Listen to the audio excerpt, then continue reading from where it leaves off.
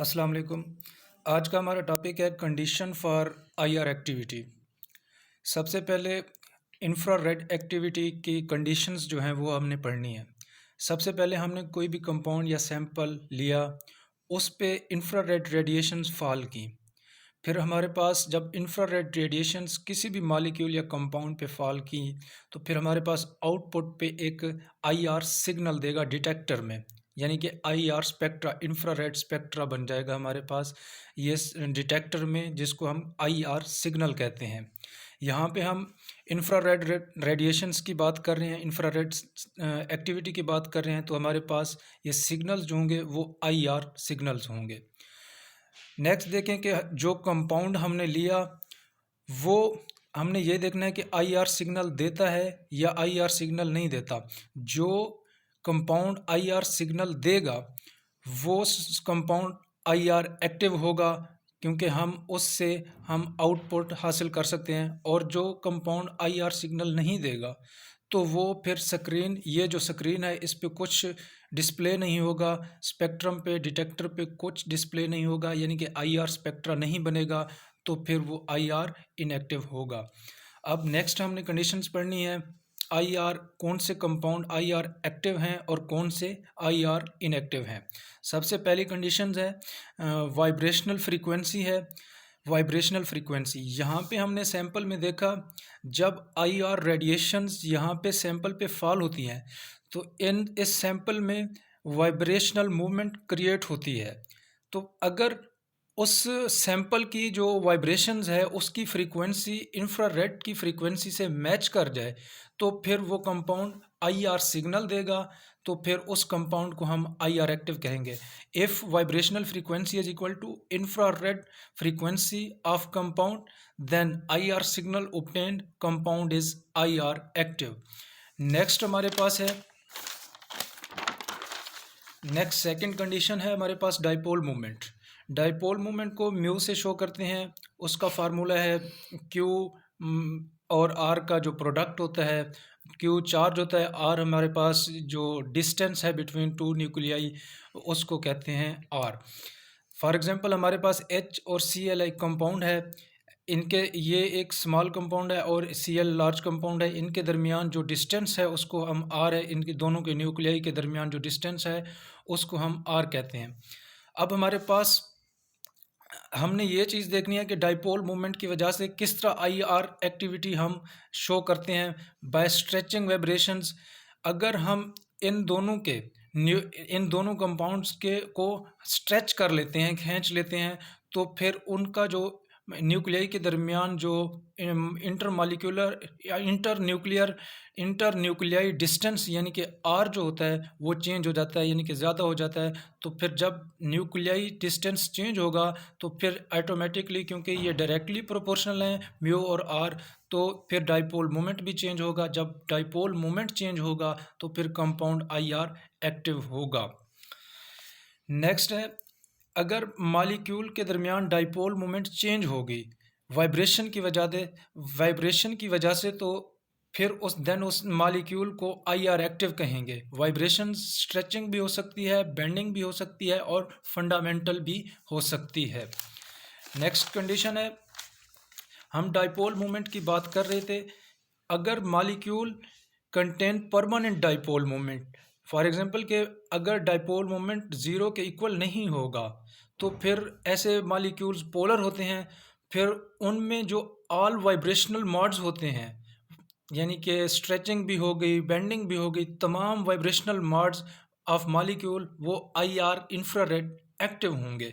For example HCl, HBr, HF, ammonia, ये सारे इसकी एग्जांपल हैं कि इनमें तमाम वाइब्रेशनल मॉड्स जो होते हैं वो आईआर एक्टिव होते हैं।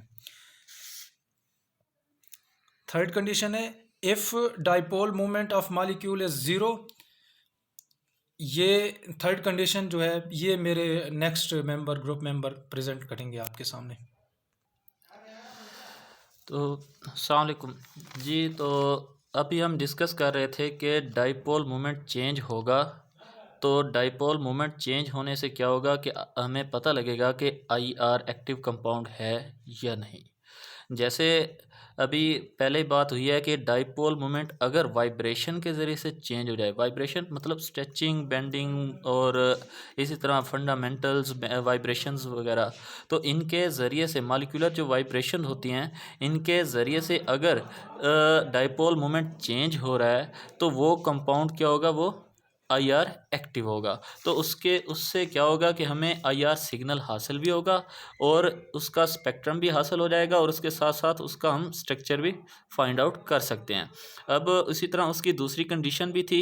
दूसरी कंडीशन ये थी कि molecule contain permanent dipole moment, मतलब ऐसे मॉलिक्यूल जिनमें परमानेंट डाइपोल मोमेंट होता है mu not is equal to 0, तो वो मॉलिक्यूल भी क्या होंगे, IR एक्टिव होंगे। इसी तरह इसको आगे बढ़ाते हैं तो dipole moment of molecule is zero, मतलब ऐसे मॉलिक्यूल जिनका नेट डाइपोल मोमेंट जो वो ज़ीरो हो, तो और वो क्या हो सकते हैं, वो क्या एक्टिव होंगे IR या नहीं, तो वो उनकी वाइब्रेशनल मोशन पर या मोड पर डिपेंड करेगा कि वो एक्टिव हैं या नहीं। तो अगर नेट ऐसे मॉलिक्यूल, दो किस्म के मॉलिक्यूल हो सकते हैं कि या जिनका नेट डाइपोल मोमेंट ज़ीरो हो सकता है, या ऐसे मॉलिक्यूल जो ओवरऑल ज़ीरो होते हैं, जैसे होमो डाइएटॉमिक मॉलिक्यूल, इनमें इनका जो नेट डाइपोल मोमेंट है ये भी ज़ीरो है, म्यू नॉट, और इनमें हालांकि अगर सिंगल सिंगल बॉन्ड को देखें तो ये भी पोलर है, सिंगल बॉन्ड पोलर है, और जबकि अगर ओवरऑल नेट डाइपोल मोमेंट देखें तो वो ज़ीरो होगा। तो इनमें हम फ़िलहाल इन्हीं की बात करते हैं कि हेट्रो एटॉमिक मॉलिक्यूल हैं, उनमें वाइब्रेशनल मोड का क्या असर पड़ेगा। तो in this case all the vibrational mode are not IR active, ठीक है, due to some vibrational mode it brings the changing in dipole moment, so IR active. So ऐसे कंपाउंड, इसके मतलब स्टेटमेंट का क्या मतलब है कि अगर इनके सारे के सारे वाइब्रेशनल मोड जो होंगे वो एक्टिव नहीं होंगे, जैसे स्ट्रेचिंग है, बेंडिंग है, तो या स्ट्रेचिंग की वजह से डाइपोल मोमेंट चेंज हो सकता है, या बेंडिंग की वजह से डाइपोल मोमेंट चेंज हो सकता है, या फंडामेंटल वाइब्रेशनल मोड की वजह से डाइपोल मोमेंट अगर इनका चेंज हो जाए तो वो मॉलिक्यूल क्या करेंगे, फिर वो IR एक्टिव होंगे। इसके लिए हम एग्जांपल लेते हैं। एग्जांपल में हम डिस्कस करते हैं कि कार्बन डाइऑक्साइड CO2 जी, तो इस पर IR रेज गिरी हैं, तो इसके अंदर स्ट्रेचिंग वाइब्रेशन मोड भी हो सकता है, बेंडिंग वाइब्रेशनल मोड भी हो सकता है, फंडामेंटल वाइब्रेशनल मोड भी हो सकता है। लेकिन हम ये करते हैं कि इनमें बाकी के जो भी मोड हैं, वाइब्रेशन मोड हैं, वो सारे के सारे ज़ीरो हैं, उनका नेट डाइपोल मोमेंट क्या है, वो ज़ीरो है। लेकिन सिर्फ स्ट्रेच्ड मोड जो वाइब्रेशन मोड है उसको हम डिस्कस करते हैं कि अगर स्ट्रेच मोड हो इनमें, और दोनों साइड पर, जैसे कि बोथ साइड पर अगर स्ट्रेचिंग हो, और इस साइड पर भी और लेफ्ट साइड पर भी, तो कार्बन और ऑक्सीजन का बॉन्ड डिस्टेंस इंक्रीज हो जाएगा, जिसे R, दो न्यूक्लियाई के दरमियान का डिस्टेंस जो है वो R इधर भी इंक्रीज हो गया, इधर भी इंक्रीज हो गया, राइट और लेफ्ट साइड का बॉन्ड डिस्टेंस बराबर हो गया, तो फिर भी इनका डाइपोल मोमेंट जो है, नेट डाइपोल मोमेंट, वो ज़ीरो के बराबर होगा और ये IR इनएक्टिव कंपाउंड होगा। अगर ऐसा हो कि, और होता है बाकायदा, अगर ऐसा हो कि इनके राइट साइड पर स्ट्रेचिंग वाइब्रेशन मोड हो, और लेफ़्ट साइड पर स्ट्रेचिंग वाइब्रेशन मोड ज़ीरो हो, मतलब कि एक बॉन्ड जो है वो मोर स्ट्रेच्ड हो गया और दूसरा लेस हो गया, तो इनका R, दो न्यूक्लियाई के डिस्टेंस ज़्यादा है, और इस बॉन्ड के दरमियान, दो न्यूक्लियाई के दरमियान डिस्टेंस जो है वो कम है। और इसी तरह अगर left side stretched vibration mode हो, और राइट साइड पर स्ट्रेच्ड मोड ना हो, तो जो इसका एक लेफ़्ट साइड का बॉन्ड का जो डिस्टेंस है, दो न्यूक्लियाई के दरमियान डिस्टेंस है, वो ज़्यादा हो जाएगा और लेफ़्ट साइड के बॉन्ड के डिस्टेंस की निस्बत। सो नेट इनका जो डाइपोल मोमेंट जो होगा नेट, वो ज़ीरो के बराबर नहीं होगा। तो अगर ये ज़ीरो के बराबर नहीं है तो ये कंपाउंड क्या होंगे, फिर ये कंपाउंड IR एक्टिव होंगे। तो हमने यही बात की थी कि अगर किसी एक वाइब्रेशनल मोड की वजह से, किसी भी एक, जहाँ पर हमने स्ट्रेच्ड वाइब्रेशन मोड को डिस्कस किया है, या ये भी हो सकता है कि वो बेंडिंग वाइब्रेशनल मोड भी हो सकता था, किसी भी एक वाइब्रेशनल मोड की वजह से अगर उनका डाइपोल मोमेंट चेंज हो जाए हालांकि ओवरऑल ये कंपाउंड क्या था, नेट जो इसका डाइपोल मोमेंट था वो ज़ीरो था ओवरऑल, लेकिन हमने जब रेज को गिराया तो इनके अंदर स्ट्रेच्ड मोड की वजह से इनके डाइपोल मोमेंट क्या हो गया, वो ज़ीरो नहीं रहा, वो चेंज हो गया। तो ये कंपाउंड भी IR एक्टिव होते हैं। ठीक है, इनमें एग्जाम्पल क्या है? एग्जाम्पल एक methane, carbon dioxide, PCl5, SF6, IF6, benzene और एंथ्रासीन वगैरह।